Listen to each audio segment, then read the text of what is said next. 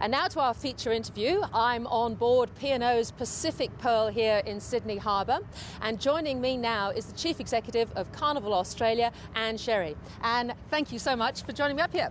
Welcome aboard. Now, I understand you've turned Australia from a cruising backwater to a cruising powerhouse in just 4 years. How have you done it?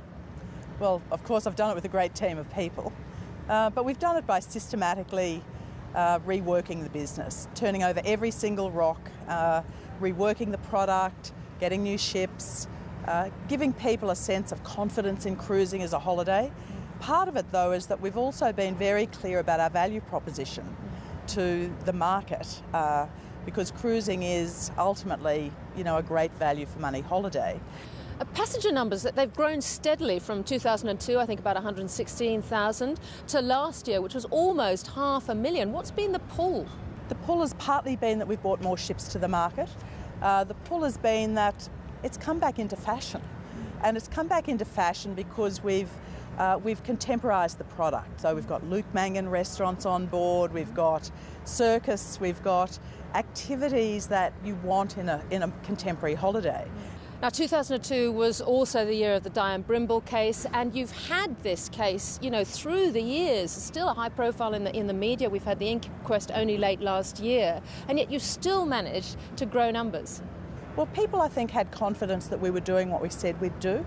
So to turn around a business takes a long time, and people are looking at all the things that you're doing, and we were very public about what we were doing, with security, changing the passenger profile, the style of advertising, the and sort of indeed, product. you were clearly brought in as well as part of the cultural change. I think your Carnival's Advisory Council Chair, Kate Lay, said your appointment was another strong message that the company is continuing to change its approach. Yeah, I think it was clear that I was brought in to really turn the whole business around, and that's what we've set about doing. But having been working with the Office for the Status of Women as well, presumably that was quite significant? Yeah, although I'd spent 12 years at Westpac, so it was, I was an outsider. I think that was partly the message. So now you no longer promote P&O cruises as party boats. It's now a fun boat. It's a fine line, isn't it? It's very different on board, though. Right. So the idea of these ships being full of young people with gay abandon, as it were, is very different to what happens on board now. And that was a deliberate strategy to change the passenger demographic, to change the product. Now, I guess the big question is, where does the competition come from? Because you own so many of these different lines, and it would only be, Royal Caribbean, your big competitors. Well, and that's been part of the growth, because to grow the market as fast as we've done, you need more than just one brand appealing to one demographic. This ship appeals to the big demographic, which is middle Australia and families. But we've used the Princess brand for an older demographic. We've used Cunard for a higher end demographic. Is there much competition though, given that you own all the lines? Well, we do have competition in the market. They tend to come in just for the summer, which of course is the peak season in Australia. Royal Caribbean. Yeah, Royal Caribbean, with a number of their brands increasing their presence in the market as well. But the fact that we own so many brands has given us incredible stretch, and we've been committed to this market now for over 80 years. And presumably there's the American economy in dire straits, lots of cruisers coming this way. I think that's part of it, but it's not all of it. Clearly these are very mobile assets, so a number of the offshore brands have said where is the best place to be, and the growth that we've delivered in Australia has suddenly made people focus on Australia. What about the Australian dollar? What impact has that had on business? It's had two impacts on us. One is we've got a lot more people going to the Northern Hemisphere to cruise.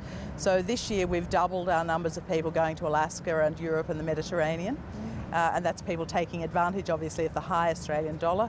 For us here, it hasn't had that much impact on us here because people buy their cruises in Australia in Australian dollars. And there's a lot of people who are nervous about getting caught out when the dollar moves. And as we've seen even in the last few days, it can move, 6, 7, 8 cents in a couple of days. And I gather your big problem is berthing. I mean, you've got this enormous ship which has had to come underneath the Sydney Harbour Bridge, but some of your boats actually aren't able to do that. There's not a ship other than the very small luxury ships that we're building anywhere in the world at the moment that will get under the harbour bridge. What is going to happen? I mean, is the Navy going to be under pressure? Well, there's already a review of looking at sharing Garden Island, which I think is the best outcome. And there was a committee that the state government here set up in New South Wales a couple of years ago to look at all the options, and really east of the Harbour Bridge, other than the overseas passenger terminal, Garden Island is now the only option. So I'm moderately optimistic. And I guess a crucial thing is that you have to keep on the front foot all the time on your marketing campaign. You had quite an innovative one, a landlubbers campaign. You've got to give people more and more reason to choose you over the panoply of things that are available to them. I think the great thing about the Landlubbers campaign is we tested that. That was an online campaign using YouTube, getting people to post their own material. Fantastically successful. And why they were worried about being on a cruise. Well, I think you've got to take those things on head on. You can't assume that the whole world will get it. And even for you guys, being on board a ship, it's only when you get on board you realise how big it is, how much there is to do. And I think you've got to deal with, and we have to deal with, the barriers to cruising, which is ultimately what the Landlubbers campaign did. Tell us why you'd never cruise, and we'll show you why it's a great idea. So it's been fun as well. Well, it's been a lot of fun to be on board. And Sherry, thank you very much for joining us. Thanks very much.